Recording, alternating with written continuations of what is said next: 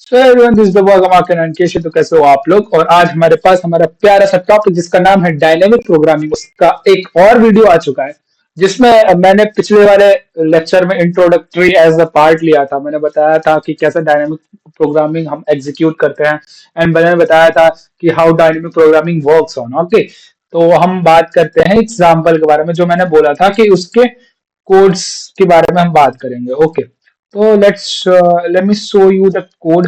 Okay, एक second. New, okay okay, show more options and यहाँ से ओपन विद कोड। तो मैंने कोड करके रख रखा है, लाइक मैं आपको वापस से करके दिखा दूंगा, कोई नहीं।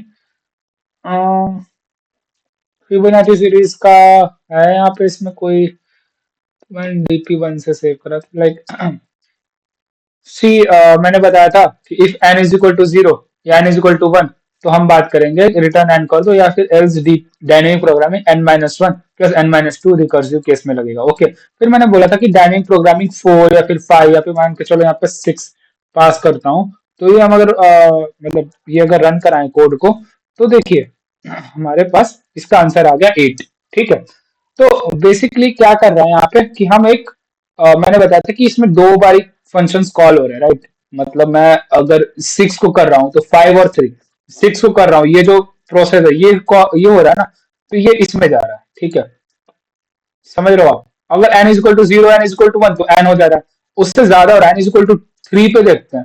तो 3 देखो, 3 0 है या 1 है? 3 0 भी नहीं है, 1 भी नहीं है, तो इस एल्स वाले पार्ट में जाएगा। 3 माइनस 1 2 और 3 minus 1 what 2। 3 minus 1 2 and 3 minus 2 is equal to 1। I am sorry. तो फिर वहां से ये कॉल होगा अगेन, एंड ये डायनेमिक प्रोग्रामिंग ऐसे चलती जाएगी चलती जाएगी चलती जाएगी, इसका एक ट्री बन जाएगा। तो मैंने बताया था कि जो भी हम एक्स्ट्रा जो हम फंक्शन कॉल कर रहे हैं उसे हमें हटाना है, तो डायनेमिक प्रोग्रामिंग तभी कहलाएगी, राइट।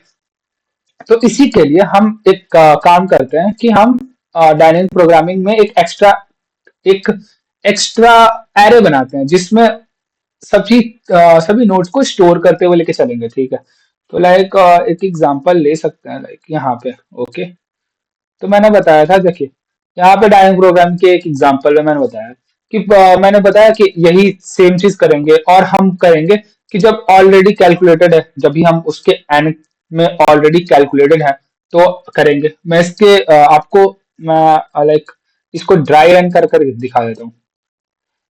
समझ रहा हो आप, यहाँ पे रखो 0। ठीक है, 0 नहीं 1 रखते हैं। ओके, 1 रखेंगे तो क्या आएगा? 1। चल भाई कोड, देखो 1 आया ना। क्या हो रहा है कि 1 1 गया, देखो 1 ऊपर गया, ये 1 है ना, 1 रिटर्न गया, 0 या 1। अब यहाँ पे मैं करूंगा n इज इक्वल टू 4,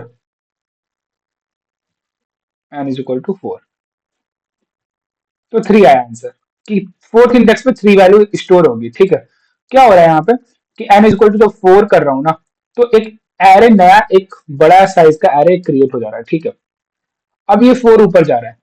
4 देखो 4, ये n इज इक्वल टू 0 है, n इज इक्वल टू 1 है, 4 तो नहीं है ना, नीचे आया। तब देखो f of 4 is not equal to 0। ठीक है, f of 4 is not equal to 0, ध्यान से सुनो।